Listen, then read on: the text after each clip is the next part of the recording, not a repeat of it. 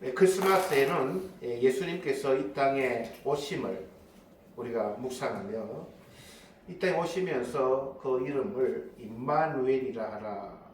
이것은 번역하면 하나님이 우리와 함께 하신다 그랬어요. 이 함께 한다고 하는 것은 참 좋습니다. 부부와 함께하고 자녀와 함께하고 우리 교인들이 함께하고, 그러나 그 함께하는 것은 한계가 있어요. 아무리 부부가 좋은 관계 있다 하더라도 사별해야 되고, 아무리 자녀와 좋은 그런 함께함이 좋다고 해도 언젠가 자녀들도 부모의 품을 떠나고 등등 때때로 함께함으로 인해 갈등하고 상처 주기도 쉬운데, 그러나 그 모든 것을 초월하시는 그 하나님이 나와 함께 한다고 하는 것은 묵상하면 큰 은혜요 축복이며 능력입니다. 그래서 이 함께 하시는 이 임마누엘이라는 단어를 우리가 자주 쓰지만 때때로 오해하는 분도 참 많으니 이 의미가 아닌가 생각합니다.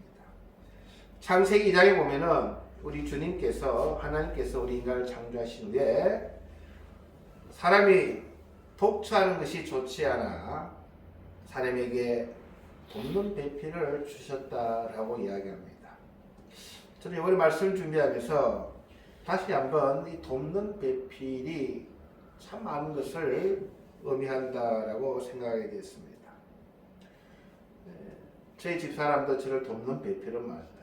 저도 저희 집사람의 돕는 배필이 많지만 성경을 다시 한번 읽어보니까 이 돕는 배필이란 말은 무엇을 돕는가 하면은 무엇을 풀어내거나 보여주거나 말하거나 라고 하는 이 동사에서 나온 명사형입니다. 그리스도의 신부된 우리는 신랑 되신 예수 그리스도가 말씀을 풀어주고 우리를 돕는 배필이 되고 우리들에게 하나님의 나라를 보여주는, 하나님 나라에 대해서 말해주는 정말 그런 분이 신랑 되신 예수님, 참 돕는 배필, 성령으로 지금 우리에게 보내주셨지만 성령만 알면 우리가 또 안 돼요. 그죠? 성령만 열심히 부르짖다 보면요 신비주의를 빠집니다. 그래서 이 돕는 배필인 신랑 예수 그리스도께 우리를 자꾸 물어야 됩니다. 구해야 됩니다. 하나님 나라에 대해서, 그리고 믿음의 자녀들로 어떻게 살아야 될 건가. 그래서 이 신랑 대신 돕는 배필인 예수 그리스도를 사랑하는 것이 구약에서 이야기하는 하나님 사랑입니다. 많은 분이 하나님 사랑하세요라고 하면 좀 추상적이에요. 그렇죠? 잘 몰라요. 우리 하나님 사랑하는 법. 근데 좀 구체적으로 하면 그 하나님께, 신랑 되신 예수께 하나님 나라는 어떤 것이에요? 어떻게 가는 것이에요?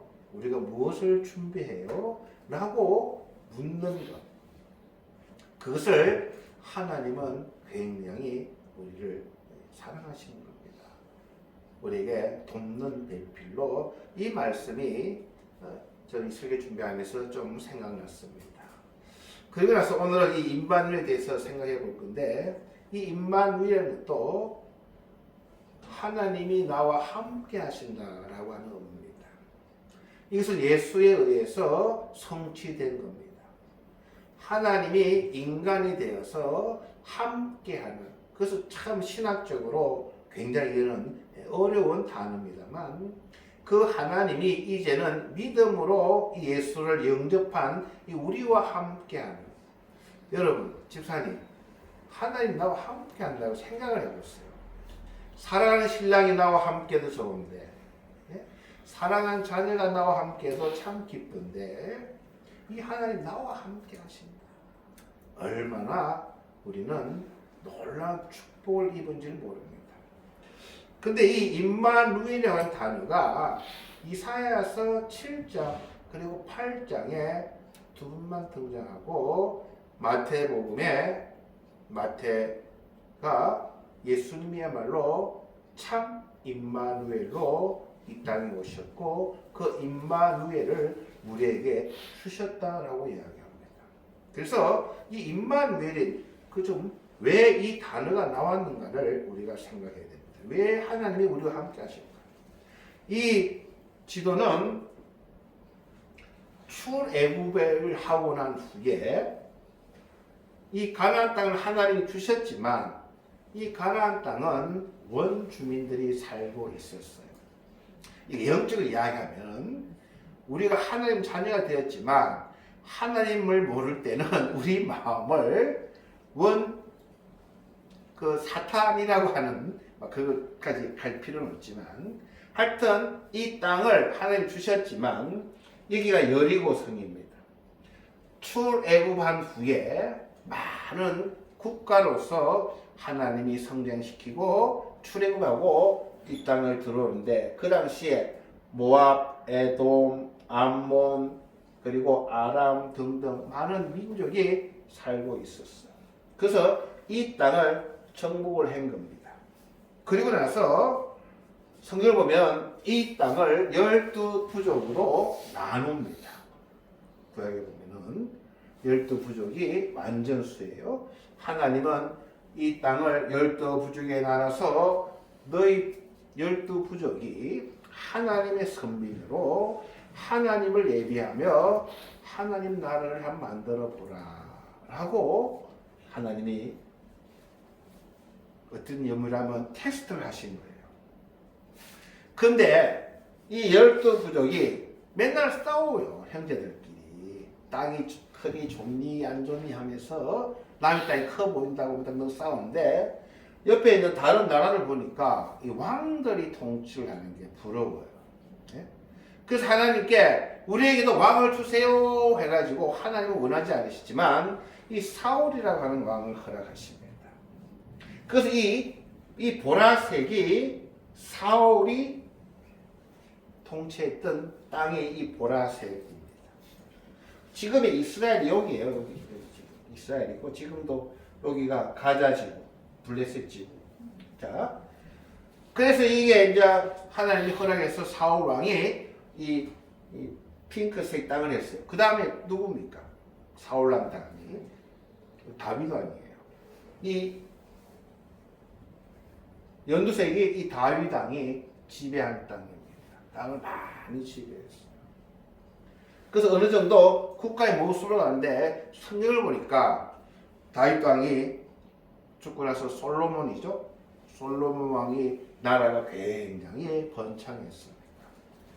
근데 솔로몬 왕이 실증을 했어요. 나라를 키우고자 정략 결혼을 많이 합니다. 주변에 있는 국가들과. 그러니까 그 형제들끼리 종교 문제로 심하게 다투기 시작합니다. 우리는 하나님의 선민이다 하는데 아이고 뭐 그까지 선민 뭐 필요하냐. 블레셋에도 아니면 다른 지방에도 바알신이 있고 하다 보니까 이 국가가 쪼개져 버리고 말아요. 이스라엘, 북쪽은 이스라엘, 남쪽은 유다. 그러니까 북쪽은 많은 종교가 혼합 종교가 들어옵니다. 그래서 북쪽 이스라엘은 빨리 멸망합니다. 남유다는 그래도 우리는 정통파야라고 그렇게 국가를 유지하다가 이 아시리아라고 하는 큰 대국이 다 정복해 버리고 맙니다. 이 바로 전에 하나님은 이스라엘에게 임마누엘이라는 이 징조를 주시겠다고 했어요. 그러니까 이 임마누엘이라는 것은 하나님 우리와 함께 하신다고 하는데 역사적으로 보면은 함께 하는 게 아니에요. 국가가 멸망하기 직전이고 멸망이 가까운 때에 하나님 너와 함께 하리라 라고 하는 그런 말씀을 주셨다는 거예요. 자, 묻겠습니다, 여러분. 하나님은 우리와만 함께 하실까요? 하나님은 자연에도 계시고 믿지 않는 사람도 하나님이 함께 하시오. 그래야 하나님의 역사를 인도해 가시는 겁니다. 많은 분들이 오해하는 게 하나님 나와 함께 하신다. 아니에요. 안 믿는 사람도 하나님은 함께 하십니다. 그들을 들어서 하나님 역사를 만들어 가셔요. 이것을 이해를 해야만 이 임마누엘이라고 하는 의미를 알게 됩니다. 자, 하나님은 이 자연뿐만 아니라 이 모든 피조물은 다 하나님의 손안에, 오늘 우리 집사님 기도하신 것처럼 다 권력자들이나 유전자들이나 다 하나님 손에 다 하나님은 통치하고 계시는데, 이 하나님이 함께 하는데 인간의 반응이 한 세 가지가 됩니다. 첫째가 이 아수르 유형이라고 하는 겁니다. 이 아수르란 대국은 뭘 했어요? 이스라엘 민족을 정복해버리고 맙니다. 자, 아수르 사람은 화 있을진저 그는 내 진노의 막대기요 그 손의 몽둥이는 내 분노라.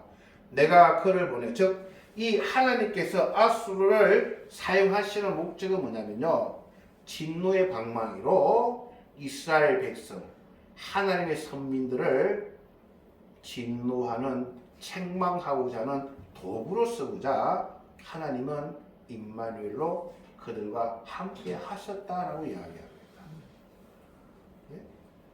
내가 그를 보내어, 즉 아수르를 이스라엘에게 보내어 경건하지 아니한 나라를 치게 하며, 그때 이스라엘 백성들은 타락했거든요. 혼합 종교로 그들을 치게 하며, 내가 그에게 명령하여 나를 노하게 한 백성을 쳐서 탈취하며 노락하게 하며 또 그들을 길거리 진흙같이 짓밟게 하려 하거니와. 즉 하나님 백성이 하나님을 잘 예배하고 섬겨야 되는데 그들이 타락하고 하나님을 떠나보는 일에서 하나님은 아시아 나라를, 하나님이 그들과 함께해서 그들을, 하나님 백성을 책망하는 도구로 쓰셨다라고 이야기하는 겁니다. 자, 성경을 또 보면요, 그래서 이 아수르의 역할이 뭐예요? 하나님의 진노의 막대기라는 것이죠. 하나님 세상을 심판하실 때도 이 아수르 같은 나라를 들어 사용한다는 겁니다. 그렇게 하려면 그들을 강하게 해줘야 되잖아요. 그죠?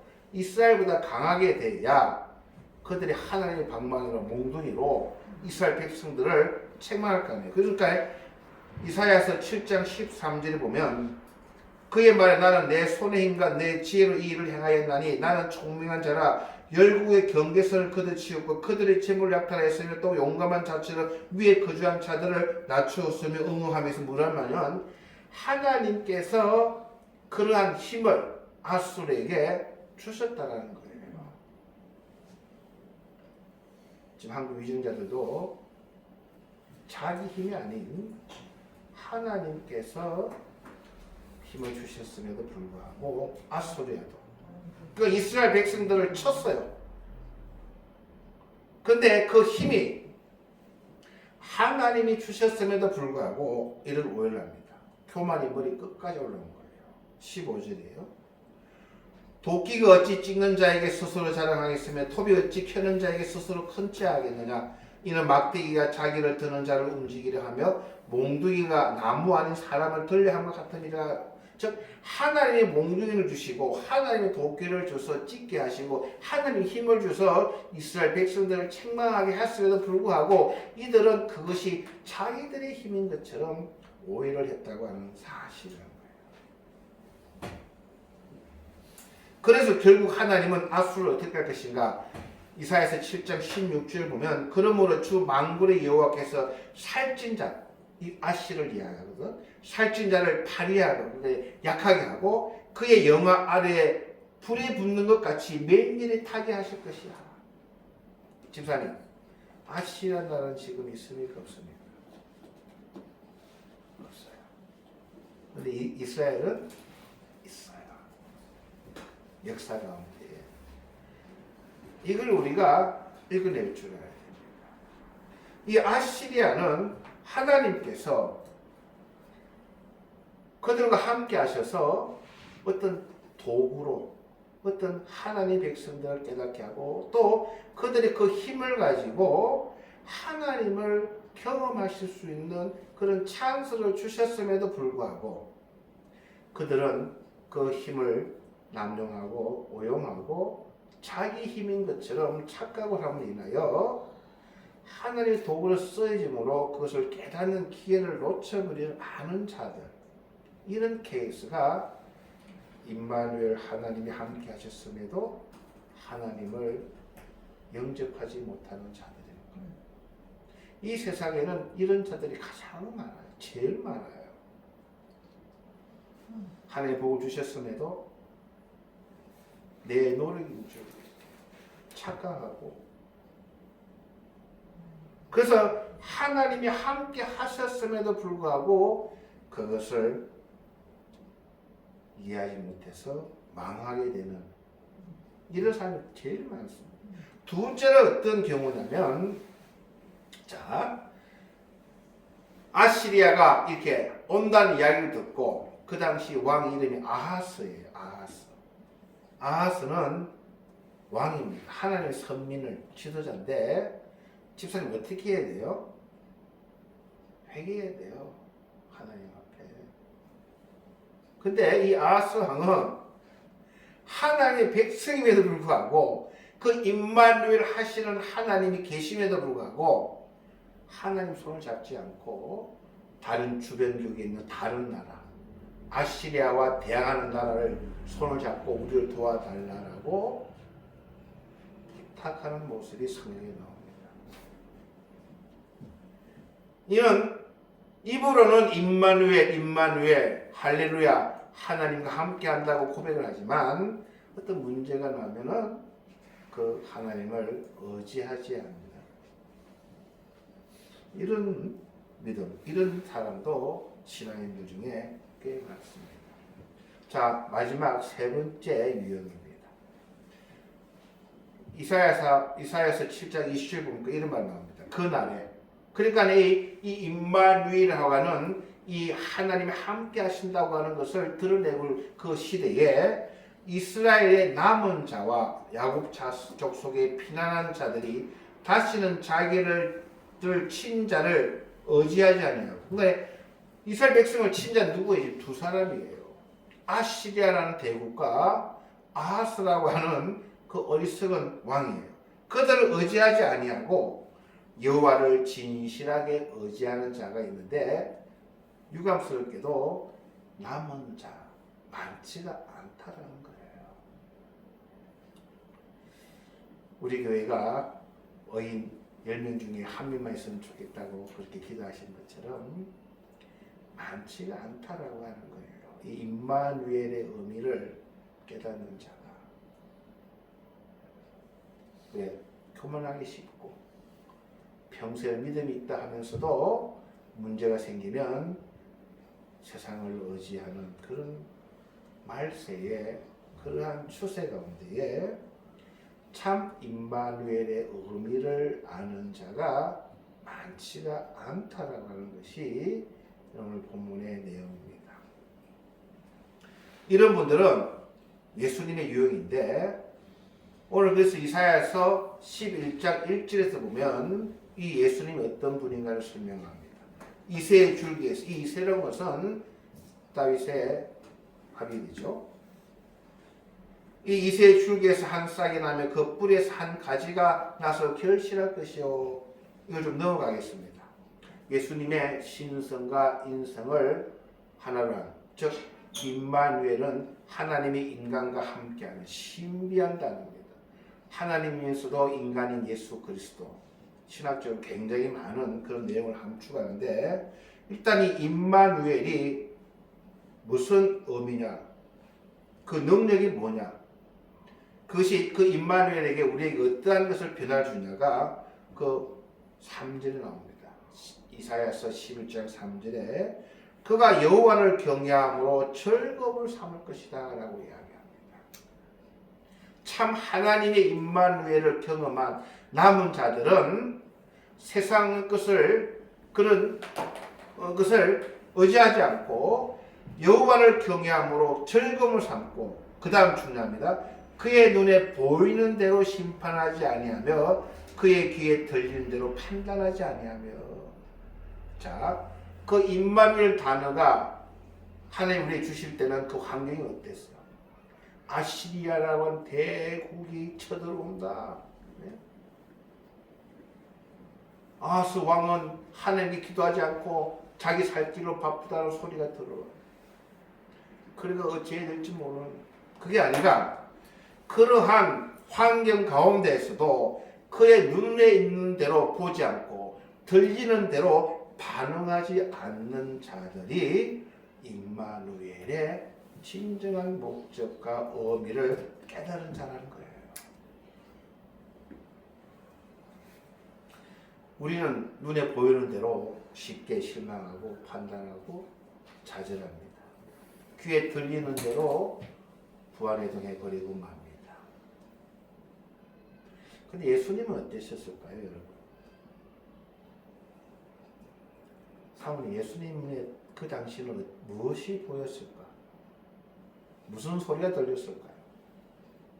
예수님 막 기적을 베풀고 오병이어로 정말 많은 자들에게 먹을 주고 할 때는 호산나 하면서 예수님께 많은 사람들이 머리를 수그리고 당신을 왕으로 세웁시다. 예수님은 그런 눈에 보이는 것, 그런 곳에 예수님 마음도 안 두셨어요. 그러다가 예수 그리스도가 억울하게 죄를 쓰게 됩니다. 권력으로 그 당시 지도자들에 의해서 억울한 죄를 쓰고 십자가에 못 박으라라고 조금 전에도 이 예수 그리스도를 왕으로 모시겠다는 사람들이 다 돌아서고 죽여야 된다고 돌았습니다. 그런 소리가 다 들렸어도 예수님은 도살장에 끌려가는 어린 양처럼 침묵하셨고 그 마음의 평화를 누리셨다라고 이야기합니다.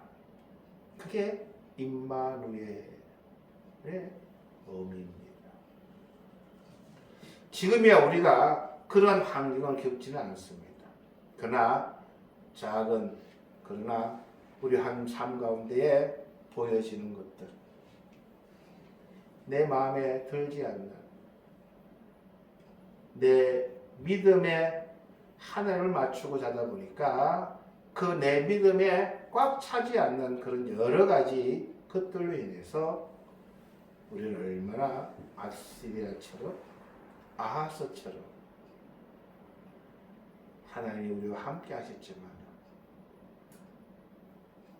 나에게는 어려움을 주는, 그러나 그 사람, 그 환경도 하나님이 함께 하셨음을 우리가 읽어내기만 한다면, 그것을 볼 수만 있다면 우리는 어떤 선택을 하게 될 것 같습니까? 하나님 왜 나에게 이런 환경을 허락하셨고 하나님 왜 이러한 사람을 나에게 붙이셨습니까? 라고 불평과 원망하기 전에 저 사람이 하나님이 함께 하심을 통해서 나에게 들려주시는 하나님의 책망과 어려움이, 힘듦이 하나님은 무엇을 나에게 요구하시는 것일까?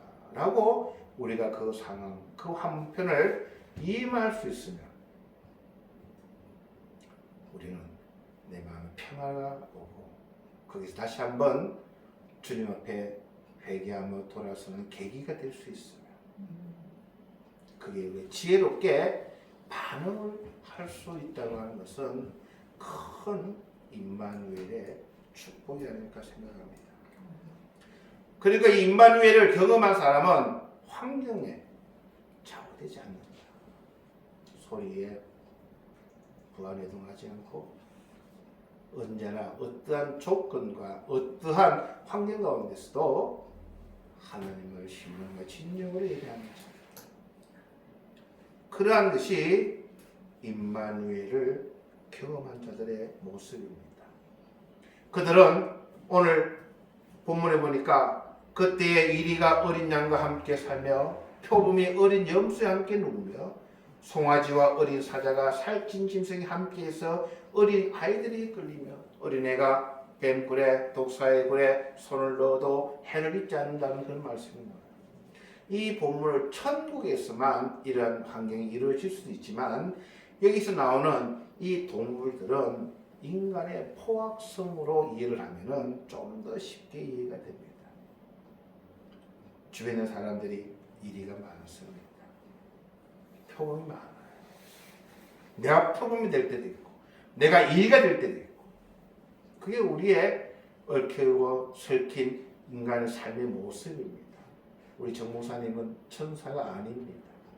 저도 때로는 이리가 되고, 표범이 되고, 독사가 되고, 여러분들도 마찬가지일 때가 있어요. 그러나 임마누엘을 경험하게 되면 하나님께서 나와 함께 하시면 서로가 이해를 하고 포용하게 되면 그들이 화목하고 공존하고 평화를 이루어 나아갈 수 있다는 그러한 하나님의 말씀입니다. 그 결과 내 거룩한 산 모든 곳에서 해됨도 없고 상함도 없을 것이니 이는 물이 바다를 덮음같이 성령의 바다가 내 마음을 덮으면 그 여호와를 아는 지식이 이 하나님의 임마누엘 하심을 우리가 경험하고 더욱더 알아가면 이 세상은 어떤 곳이 될까요? 천국이 될까요? 아, 오늘 저분이 일이구나. 아, 오늘 저분이 표범이 되었구나. 아, 이거 오늘 우리 근사님이 독사가 되었구나. 나도 그랬는데 하나님은 저분을 통해서 나에게 또 무엇을 요구하실 것인가? 저분도 그 하나님이 임마누엘을 통해서 자기를 포기를 원하는데 우리 근사님 목사가 아시리아가 되지 말고 아하스도 되지 말고 예수님처럼 이런 것을 통해서 성장하고 더 넓은 바다에서처럼 그런 풍성한 그런 열매를 맺었으면 그렇게 되어갈 때에 집사람 싸울 일이 있어요? 싸울 일이 없어요. 이해하게 되고 회개하게 되고 더 겸손하게 되고 세상이 내일 무너진다 종말이 왔다 해도 이 주님 주시는 평화로 하루하루를 열심히 살아야 되지 않을까 생각합니다. 그런 임마누엘이 함께 하시는 저와 여러분 되기를 주님 이름으로 부탁을 드립니다. 기도하시겠습니다. 주님 은혜를 감사드립니다. 오늘 임마누엘 이 의미를 묵상했습니다. 우리가 입을 얼마나 많이 임마누엘 하나님을 부르짖는지 다시 한번 바른 이 임마누엘의 목적을 깨닫고 물이 바다를 덮은 같이 내 영혼 깊은 곳을 주님의 은혜로 덮어주시고 풍성한 정말로 하나님의 지식이 넘쳐서 이 세상을 넉넉히 축복하며 살아갈 수 있는 우리들 다 될 수 있도록 인도하여 주시옵소서. 감사드리며 예수님 이름으로 기도합니다. 아멘.